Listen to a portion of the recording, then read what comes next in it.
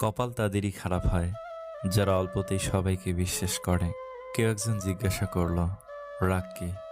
উত্তর এলো, অপরের ভুলের শাস্তি নিজেকে দেয়া। আমি কথা খুব বেশি বলি, কিন্তু খুব কম লোকের সাথেই বলি। মন যখন দুঃখী হয় তখন জীবনটাকে বোঝা বলে মনে হয়। লোকে আমায় জিজ্ঞেস করে, তুমি এত খুশি থাকো কেমন করে?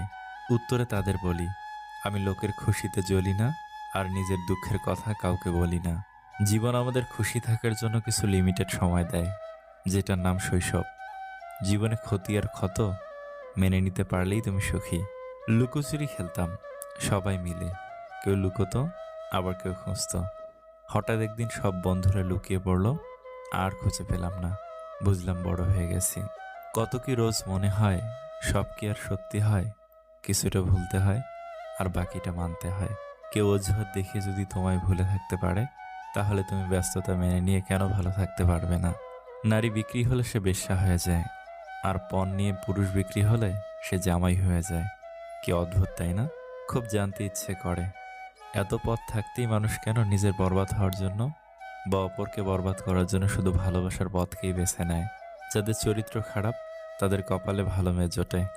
এ কথাটা পুরোটা সঠিক নয়, কারণ জন্ম, মৃত্যু, বিয়ে এগুলো নির্ভর করে রবের ওপর। কিছু ব্যতিক্রম দেখে কখনো এটা জাজ করা ঠিক নয়। জীবনসঙ্গী যার ভালো, তার দুনিয়াটা জান্নাত। পরিস্থিতির সাথে লড়াই করা যায়, কিন্তু ভাগ্যের সাথে লড়াই করা যায় না।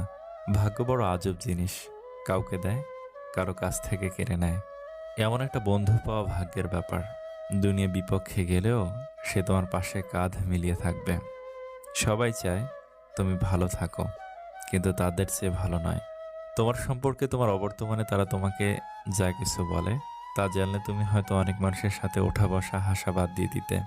কাটা গায়ে লবণের সেটা দেওয়া আর বিপদে পাশে না থাকা বন্ধু দাবি করা মানুষের সঙ্গ ত্যাগ করেই ভালো। পারফেক্ট না হলেও চলবে, বিশ্বাসযোগ্য হওয়াটা বেশি প্রয়োজন। সত্যি, একটা সময় পরে মানুষের চেহারা সৌন্দর্য নষ্ট হয়ে যায়, নষ্ট হয় শারীরিক সব সৌন্দর্য, কিন্তু কোনো মানুষের ভালো ব্যক্তিত্ব বা চরিত্র কোনোদিন নষ্ট হয় না, বরং যতদিন যাবে আর প্রশংসিত হবে। কিছু মানুষ এসে হারিয়ে যায় আমাদের জীবনে, যাদের জন্য সময় যতই যায় কষ্ট তত বাড়তেই থাকে। সমস্যা বোঝার কেউ নেই, সবাই শুধু একে অপরের দোষ দিয়ে নিজেকে দূরে সরায়। সমাধান হবে না এই সমাজের এই মানসিকতার। সত্য কখনো দাবি করে না যে আমি সত্য, কিন্তু মিথ্যা সবসময় নিজেকে সত্য প্রমাণে ব্যস্ত থাকে। একদিন সব ঠিক হয়ে যাবে, এই কথাটি ভেবে কেটে যাচ্ছে হাজারো মানুষের কষ্টের জীবন। বাস্তবতা কখনই গল্পের মতো সুন্দর হয় না, আর সুন্দর গল্পে কখনো বাস্তবতার মিল থাকে না।